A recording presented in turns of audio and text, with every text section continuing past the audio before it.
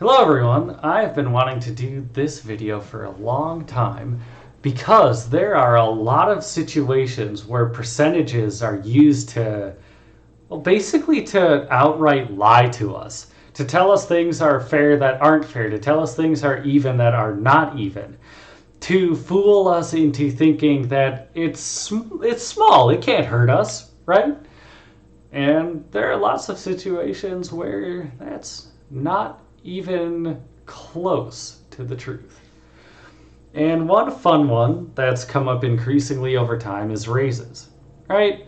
I picked a number to represent the typical person, us, that's somewhere vaguely in the region of median in the US, right? I don't actually know what the median is, but I picked something vaguely somewhere in the neighborhood just to represent us. Our bosses, hypothetical, may make double that. I don't necessarily know what is common or not common. I'm not a manager. The people above them, directors, vice presidents, presidents, can make 3 times what they make, and CEOs can make, well, if you're asking me, an absurd amount of money. Not to say that the position of CEO doesn't come with its own stressors and effort, but it's a lot of money. And that's even before extra benefits that some of these other positions make. Like a CEO, it's fairly common for them to get compensation packages. So stocks, healthcare, retirement plans, travel perks, car stipends, a whole litany of things. It's fairly common for them to get compensation packages in the tens of millions of dollars when you add it all up. But let's just look at raises, right? The comparative raises on literal wages. So if you take and apply a flat 2% raise to everybody, which is increasingly common, right? We're told we should be thrilled because we got our 2% raise that matches the inflation goal outlined by a government agency I really won't get into. Well, that's a crock of crap. That's total garbage. A 2% raise for somebody making $700,000 a year is many, many, many times more than somebody making $50,000 a year. And that also stacks up over time. So every year, this person making a ton of money gets a raise more than our raise, even though it's the same percentage every single year. So by the time it's been 10 years, they're making even more than we are in a relative ratio, right? The gap is no longer $650,000 between our two pays, our hypothetical median, and the CEO. It's not $650,000 anymore. It's not even, I haven't done the math, but it's probably not even $700,000. It's going to be a much larger gap after that amount of time because it compounds, right? The growth compounds year over year for both of us. But because the CEO had a different starting point, their growth curve looks like this, and ours looks like this, right? Ours is much flatter. It's not flat, but it is much flatter. And again, that's ignoring the growth of perks. And all of these perks tend to grow faster for somebody who's in a higher position of authority than their actual salary because of the way they're treated, taxed, billed, whatever. It's often in the company's benefit to not just say, oh, the CEO makes $21 million a year. It's in their benefit to say, oh, the CEO makes $1 a year, and tell us how kind that is of them to sacrifice their wage but keep their millions of dollars of other benefits. And still stack on the 2% raise to their normal salary rather than their reduced one during a time of crisis. So that's one way in which tiny percentages are crap. Moving on. Pandemics! Isn't this topical? So, a 1% death rate in the United States kills 3 million people. Yeah, doesn't sound so small now. Moving on. Retirement. Now this is a fun one. Oh, this one's so fun. I'm going to get myself out of the way here. This is basically a chart of, you can see, excluding the orange line, excluding how much it costs to retire, that line. This is a chart that shows somebody who invested $1,000 to start with and then managed to invest $10,000 per year with a total growth rate every year of 8%. And that 8% comes from what is considered typical, I think is questionable, but what is considered typical of stock market growth. So imagining you just threw all the money in whatever things in the stock market, right, that represented typical growth.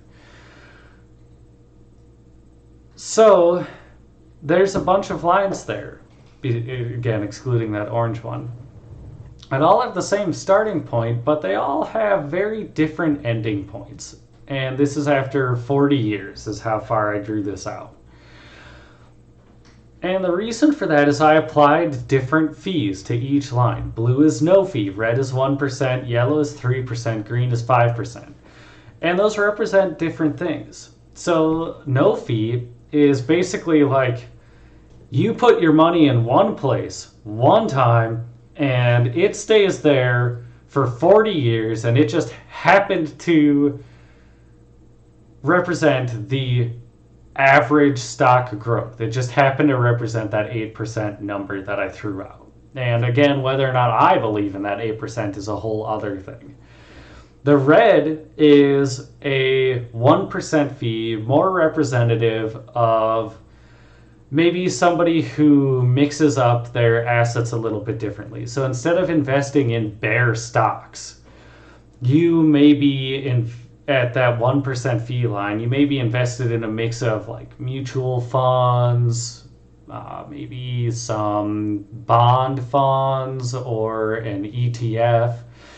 And exactly, hopefully, I'm not going to go into what a bond is, but exactly what mutual funds and ETFs are is basically they're just meant to collect assets, right? So they're meant to help a novice diversify or invest in a bunch of things in a particular category. So you may find a mutual fund aimed at tech stocks, or you may find one aimed at the top 500 companies in the world, or something like that, right? It's just meant to be a way to invest more broadly with ease for a novice, and that can be a very valuable tool. But as you can see, as you're paying a 1% fee year over year, that's counteracting your 8% growth. And 1% isn't too bad. 3% is where things start to get hideous, right? At 3%, just eyeballing it, you're looking at something like half of your loss or half of your money lost or more compared to no fees. And 3% is maybe representative of somebody who has an account manager, right? And I don't mean every account manager does this. That's completely unfair. But maybe an account manager who is a little bit more predatory in nature, right? Somebody who's taking advantage of somebody who's a novice or completely unknowledgeable but is trying to save for retirement. So that 3% fee, in my opinion, would be outrageous. But it happens, and it's still relatively common to fall into that range. But you're losing a lot. It's a tiny percentage difference. It's 3%, right? 3% in a mortgage is the point where everyone's supposed to buy a house because it's such a low mortgage rate. Well, when that same number is applied to something like this, it's an enormous amount of money for retirement when you grow it for so many years. And 5% is even worse. And 5% even now, I'm not necessarily sure I would call it common, but it's still totally possible. I had an investment account left to me as I don't know exactly how to describe it, but it was something created when I was a kid. And I think it was my grandpa, it was very nice of him to create this thing for me. And I deeply appreciate that. But if you'll allow me to look a gift horse in the mouth for a second, it had like a 5% account management fee. So I was riding, if I were to pretend that was my only source for retirement for the entirety of my life, I'd be riding that green line.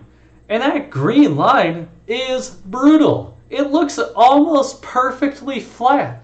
Like I'm not even getting year over year growth in my investments because I'm losing 5% off of 8%.